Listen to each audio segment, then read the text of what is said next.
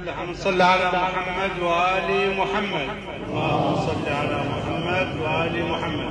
حقيقة أنا أرحب بالإخوان الأعزاء من السادة والمشايخ والجاويد ورفاقتي البصالح خوالي الجويبي، كل الترحيب بهم، وهم اللي يابرون عليه ويفرضون عليه، وأنا خاطب للجميع. احنا موضوعنا مثل ما تفضلوا الإخوان الطيتة وسيد حميد قد إنه ما يستحق هذا المكان، ولكن الله سبحانه وتعالى الإنسان أعطاه مسؤولية، حد مسؤوليته يتصرف. احنا بالنسبة لموضوع الطلب أنا أشوفه في حقي مجحف إذا أنا أطلب، لأنه أنتم بشهادتكم وشهادتكم إن شاء الله غير مجروحة في هذا المحفل الكريم، وإحنا في حسينية بها شعائر آل محمد. الشهادة من يقول إنه سيد حميد صاحب مواقف صاحب كذا، أنه يقصر لساني ويقصر كلامي اتجاهكم وأطلب مبلغ معين. إذا ترجع لي أنا قد إنه أتصرف غير تصرف إنه يفيدني أو يضرني، أنا أتصرف احتراما لهذه المحفل، ولكن أنا بتقديري للموضوع أنتم مخولين بما تشاءون وأبريكم الذمة، شو تريد تسوون؟ أنا ما محسوب على جهة معينة، أنا محسوب على الجميع.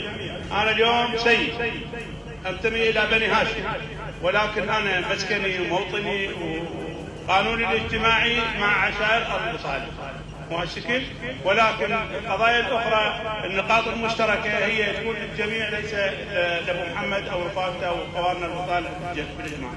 فأنا أعتقد أنه مخولين أنتم، ومنه تريد تخولونه بالموضوع بخدمتكم، لأنه إذا أنا قلت لكم أنا أشوفها زحمة في حقي وفي حقي، أرقام مهمية، ونروح نمشي بعد وطرق ويصير كلام طيح لا، ما أشوفها في مقام ولا مقام. أفلح وصلى على محمد وآل محمد. السلام على سيدنا محمد وعلى آله وصحبه أجمعين. السلام عليكم ورحمة الله وبركاته. قال الله تعالى في كتابه الكريم: أعوذ بالله من الشيطان الرجيم، بسم الله الرحمن الرحيم: والعصر إن الإنسان لفي خسر إلا الذين آمنوا وعملوا الصالحات وتواصوا بالحق وتواصوا بالصبر. إن شاء الله هاي الوجوه القاعدة كلها من المؤمنين. مداخلة صغيرة من السيد قدمني أنا الشيخ رفيع على رأس شيخ رفيع بن محسن الفارس والنعم منه. أنا إسماعيل خليل الصالح شيخ أو رئيس قبيلة السادة بن جميل، وجايكم من ديالة وعمامي من بغداد ومن كل المحافظات.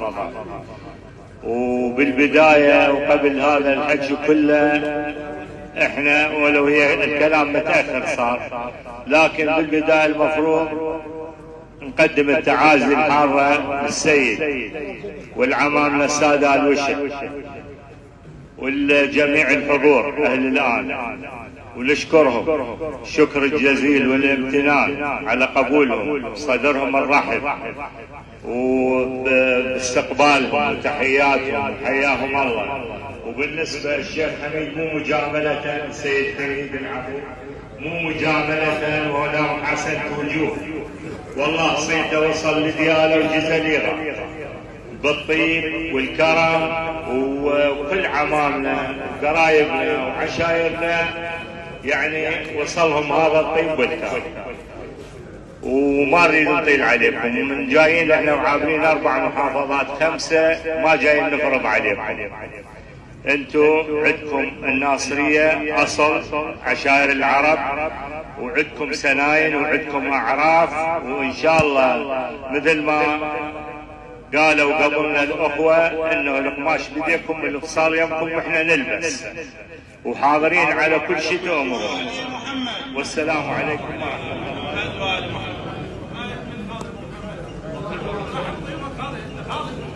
صلوا على محمد وآل محمد. حياكم الله واهلا وسهلا بالجميع، اهلا وسهلا بالسادة والضيوف المقبلين علينا من ديالة وغير ديالة من بقية المحافظات، وأهلا وسهلا بشيوخ العشائر وكبار العمايل وجاويدنا، وأهلا وسهلا بالجميع الكبار والصغار. طبعا احنا وضعنا نريد الجريمة بالعد التنازلي، هاي الوجوه تريد الجريمة بالعد التنازلي، لكن ما حصل، والأسباب ما أريد أذكر.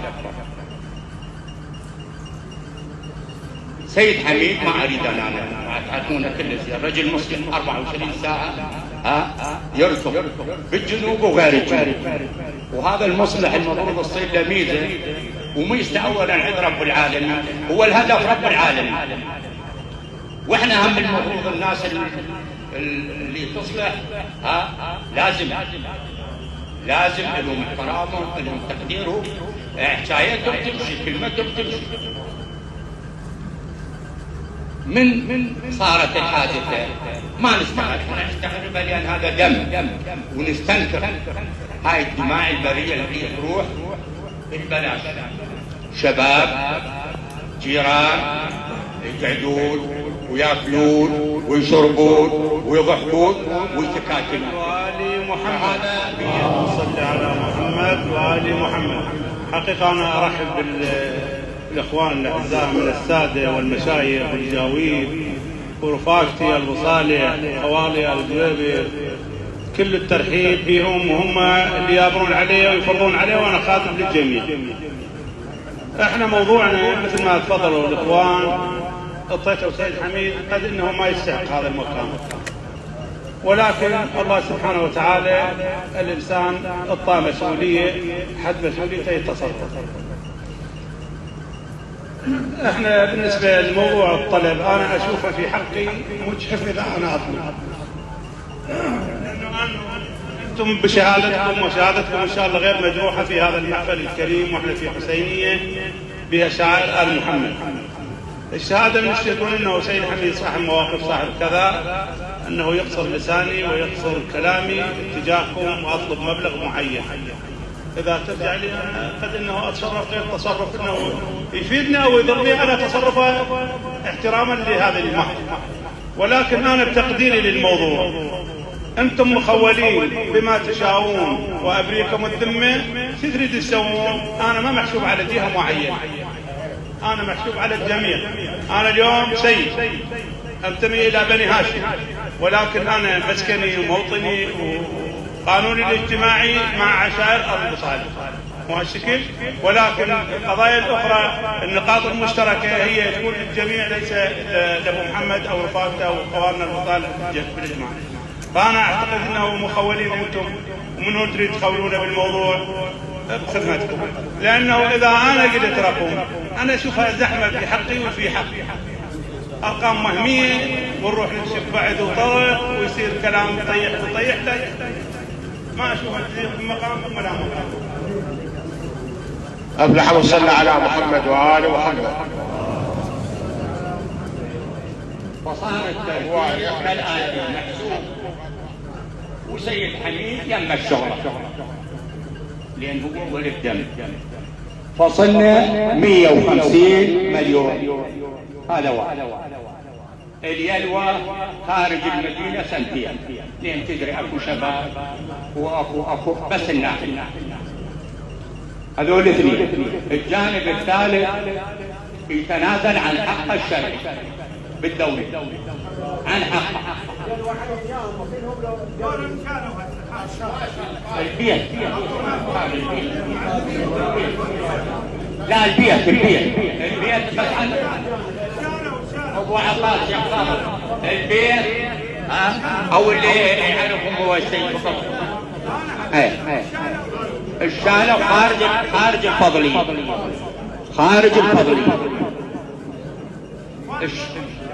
الشارع انا ما اعرف. الشيء الرابع الفصل بوجه الشيخ يمش هذا اللي عندنا. صلوا على محمد. واتصال بصالح سيد حميد، هو سيد حميد رجل اصلاح ورجل خير، وبكل انحاء العراق هو يمشي، فاحنا هو قدوة، والقدوة اريد يكون يعني عمل الخير هو جدنا طبعا، دون ما نقول احنا يعمل الخير. سيد حبيب هو رجل خير، رجل اصلاح. فاتصال يمكن محمد ابو سيد حبيب ابو وائل، اتصال يمكن.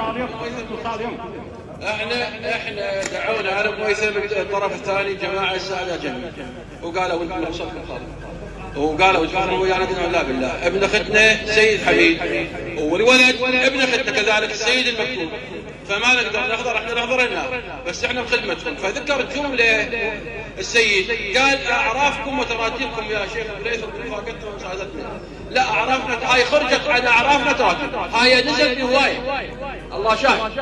احنا هاي ارقام اللي موجوده ما شرجت. انا قيصر الحج ابراهيم ال جبل الخدمه، فطالبينها من عندك طالب خدمتك. نعم. بسم الله الرحمن الرحيم. واولاد ذولا هسه انتم من تحطون سنتين ان شاء الله انا ارى غير امور، بس انا عندي امور. ذولا خارج المربع الناحيه، الهم من بعضهم من الجسر مال بعضهم هذا للناصريه، والهم من قرمه الشواليش الشليبه للسوق. مربع الناحيه ما يدخلونه فقط ما الشكل، وكل حادث له حدث. وبالنسبه للتنازل انا عن حق الشخصي، اما حق الدوله لا يشخصي. هاي 3 نقاط. ولا السيد ابن عمنا جاي من العماره، وجايين انتم ذولا اهل الناصريه كلكم سادتنا ومشايخنا وكذا. اسمعوا اي لا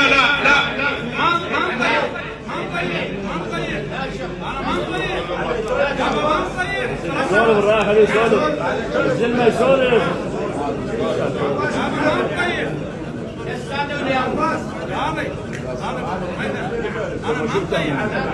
انا اشكر السيد ابن عمنا بن عماره، غير الذكر المحفوظ له.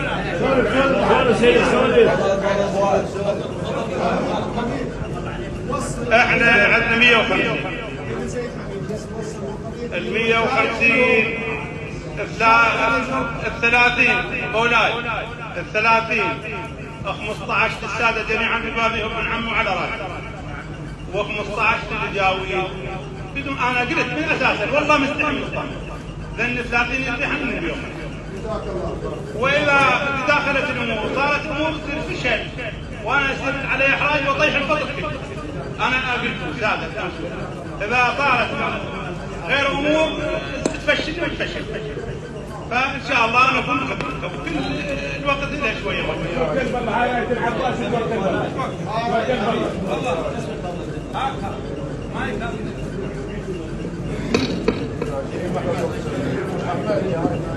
أفلح من صلى على محمد وآل محمد.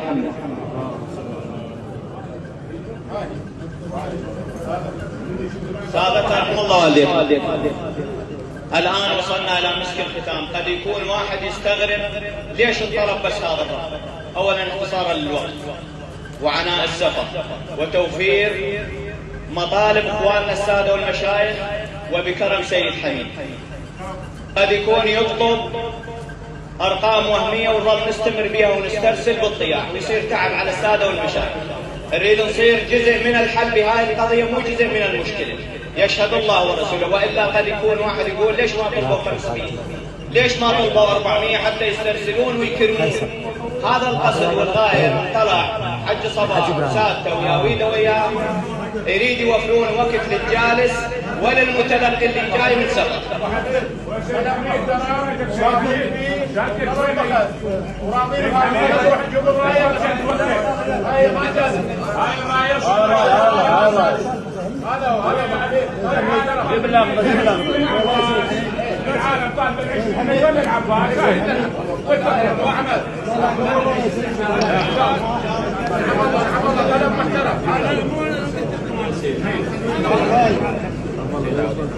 والله يا ابو وائل صلوا على محمد وآل محمد.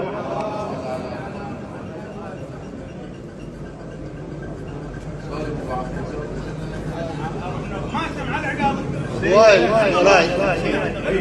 ضيم يعني هذا خبر هذا سولفت ازاي سيد حميد خبرت قطع عند الملان وديت يا ولد علي انا هذا باكر هم يعني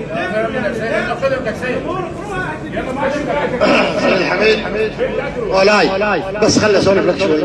انا شاهد الله صار لي 3 ايام ما طالع من البيت وهسه ما لكن خابروا الجماعه لانه انا اتصلت بأكثر الجماعه اللي جاوي من ضمنهم قالوا لي تتصل بحامد المايد مساعد واتصلت بي الرجال وعلى اساس يجي يوم يتمرض فخابرني الصبح شاهد الله ماني يتجي ما اقدر امشي. قال لي سلم على سيد حبيب انا مريض والله قال انا مريض بالمستشفى اخوي ما اقدر اجي وتعذروني وانا بالنسبه لي هالسجن احنا ما سيد انت طلبك رفعت روسي وما قصرت وجزاك الله خير لكن احنا نحتاج منك نقله نحتاج منك وجزاك الله خير ونعم الله.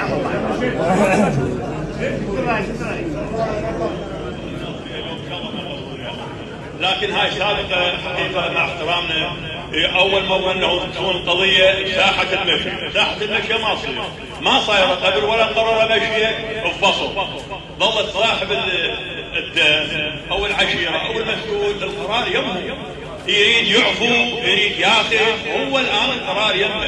أما احنا ننحرج بقرار هذا ما حد يقدر يسوي. فاللي أطلب من سيد حميد هذا الموضوع لا يحاول يبلغ.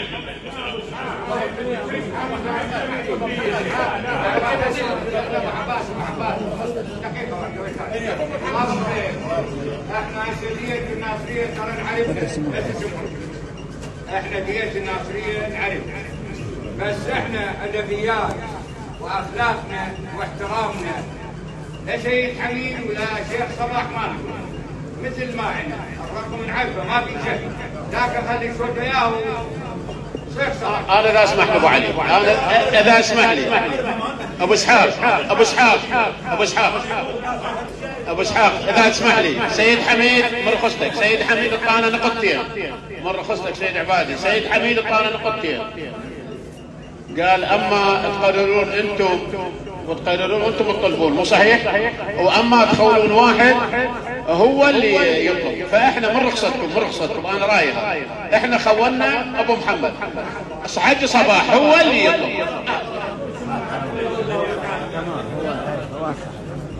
جماعتنا ليش نضل احنا نشد واحد هو ابو محمد ويطلب هم المصالح يطلبون وياهم صاحب ولي الدم وتنتهي السالفه. اللهم صل على محمد وآل محمد.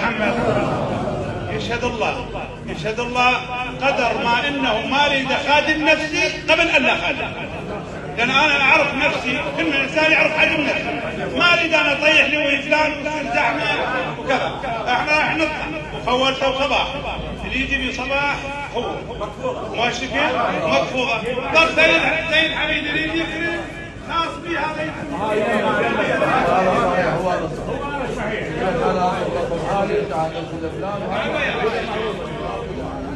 شال من بيته وعليه عقوبه ماديه وماكو يعني الاسباب ما زين. احنا باري سيد حميد من فزعنا في الاغلبيه فزعتوا لسيد حميد شفنا موقف سيد حميد موقف ممتاز كون احنا على نبلع بعد حتى نكون قال حطون عطوه وذولا وهذا شيخ فايز مع النواب جاء قلنا له يا ابو احمد زلفهم حتى لو تخليهم قال صار بس ما حد يذبحهم قلنا له لا وطلعهم الرجل وكل شيء حسب هذا. احنا الان سيد حميد انت ابن الذمه يعني الابن ابنك واحنا ورانا موت وقبر وحساب الكم حالتين موقف سيد حميد هذا حط عطوه ومشكل امور بكل السيابيه وماكو متاعب نهائيا رغم ما هم سادة ثرب ويعتم شباب الكم حالتين. اما تخلونها ايامكم كم واحد من الساده والمشايخ يطلعون ويرتبون حق السيد واما هو سيد حميد او احنا نرتب شغله ويا سيد حميد وتنشد رايه سيدنا العباس ابو فاضل عليه السلام وتنحسب الامور. فانتم بحرارك كيفكم.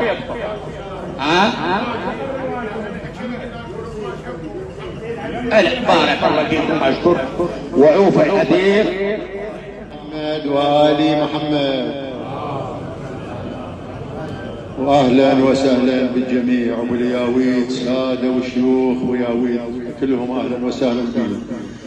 الاصول هي مر عليكم كثير وجليل وزايد وناقص، لكن احنا نعرف سيد حميد مختلف بالهدوء، مختلف باحتواء الامر، بس ما يختلف يفرط الدية.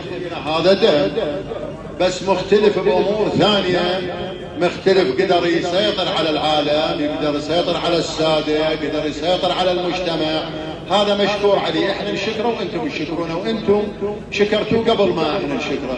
هذا قد يكون ما يحصل عندنا، ما يحصل بالمجتمع، ما يحصل. قد يكون مرات الشايبيه هو يفرح قبل الواجب، قليل يحصل. بعد سيد حميد يحصل، لان هو نطر نفسه والتفت لي ورا، هو ابن من هو شنو. من هذا الباب درس الامور دراسه، لكن اكو امور تخص العرب، اكو ثوابت تخص العرب تخصها اليلوى، النزوح عن المكان، لان هذه القضيه بها طلايب. سيد حميد ما يسيطر على الشباب، سيد حميد لو تريد السيله يريدهم يبقون بدارهم، لكن احنا قلنا له ما يصير. دو هاي الشباب تغطت، ترجع انت صاحب العطو وترجع انت تفصل.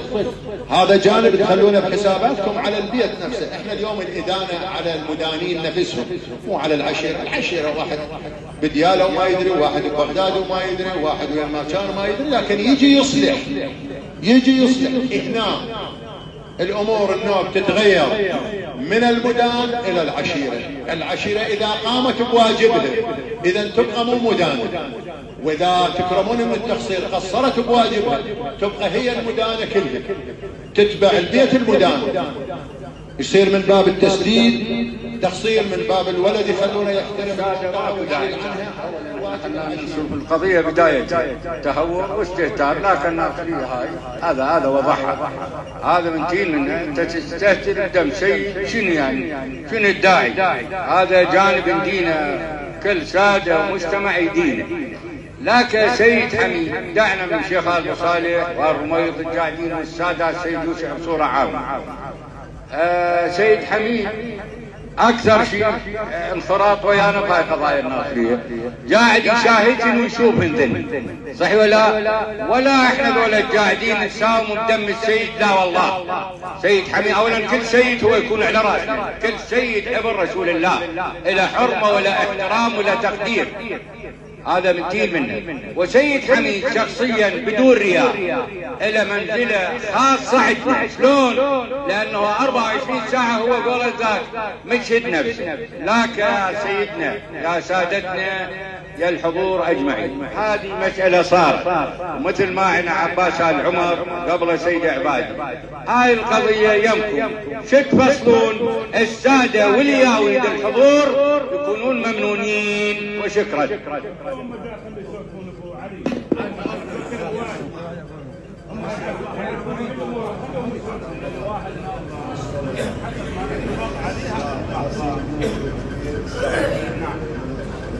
على الصلاة والكرامة وشروط المرتين.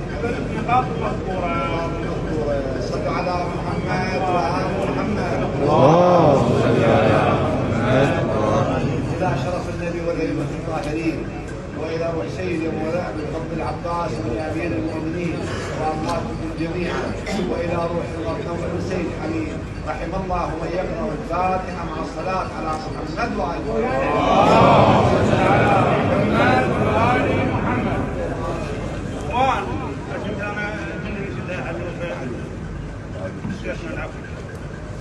هاي آليتنا للمستمعين.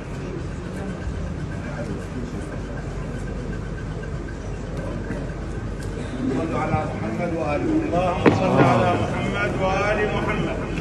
بعد السيد أبو حيدر أنا قدمت اليوم.